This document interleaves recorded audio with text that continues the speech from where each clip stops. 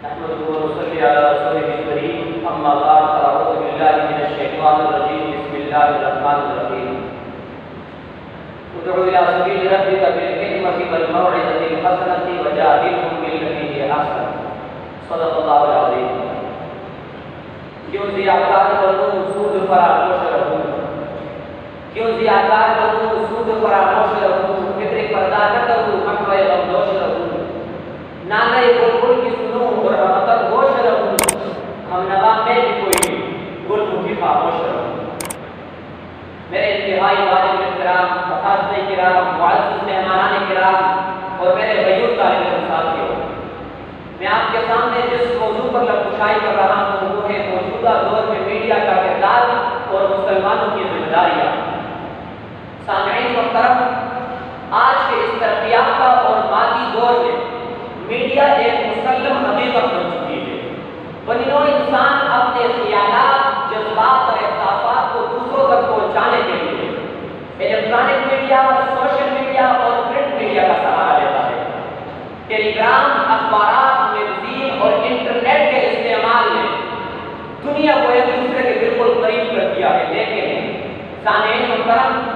media کا سب سے بڑا استعمال ذہن سازی اور مخصوص مقاصد کے لیے کیے جانے والا پروپیگنڈا ہے میڈیا کے شور و غل نے سچ اور جھوٹ صحیح اور غلط کی پہچان کو مشکل بنا دیا ہے ٹاک شوز خبروں اور بے ہوتی سے پر پروگرام کے ذریعے ذہن سوچ اور فکر کو مفلوج کیا جا رہا ہے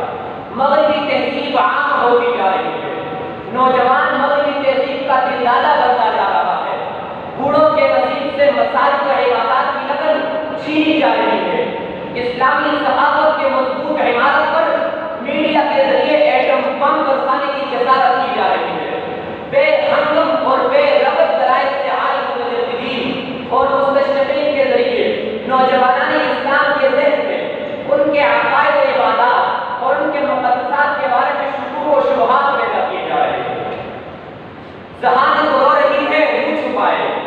ذہانت رو رہی ہے منہ چھپائے جہالت اب کہیں برسا رہی ہے ادب پر افسروں کا ہے تسلط اور سلطنت شاہی فرما رہی ہے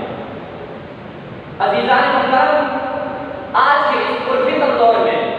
میڈیا سے جان چھڑانا نہ صرف مشکل بلکہ ناممکن ہے جدید میڈیا سے آگاہی کی آج سب سے بڑی ضرورت ہے میڈیا سے ہم قلم ہوتے ہوئے اس بے قابو جن کو گلے لگانے کی اس گمبھیر مسئلے کا واضح حل ہے ہم جب تاریخ کے اوراق کو پلٹتے ہوئے آج سے 1400 سال قبل امام الانبیاء حضرت محمد رسول اللہ صلی اللہ علیہ وسلم کی سیرت پر نظر ڈالتے ہیں تو ہمیں اللہ کا رسول پرنٹ میڈیا یعنی خطوط کے ذریعے بادشاہوں سے مخاطب ہوتے ہوئے نظر آتے ہیں ہمیں خلفائے راشدین انہی خطوط کے ذریعے اسلام کے حقیقت کو تبلیغ کرتے ہوئے نظر آتے ہیں عزیزان من ضرورت اس امر کی ہے کہ مسلمان عصر حاضر کے تقاضا کو سمجھے اور اپنی فنی اور مالی مسائل کو پرکار نہ کر ذرائع ابلاغ پر اپنا مضبوط تسلط جمائے الیکٹرانک میڈیا سوشل میڈیا اور پرنٹ میڈیا کی طاقت کو مسلمان اور اسلام کے حق میں استعمال کرتے ہوئے نہ صرف امت مسلمہ کو بلکہ پوری دنیا کو اسلامی تعلیم سے روشناس کرائے اور اسلام کو پوری دنیا کے سامنے ایک عالمگیر مذہب کے طور پر پیش کرے اور یہ اس وجہ سے کہ کیونکہ اسلامی تعلیمات کی ضرورت معاشرے میں امن قائم ہوگا باشعور افراد پیدا ہوں گے اور معاشرہ ایک سارے معاشرہ بن سکے گا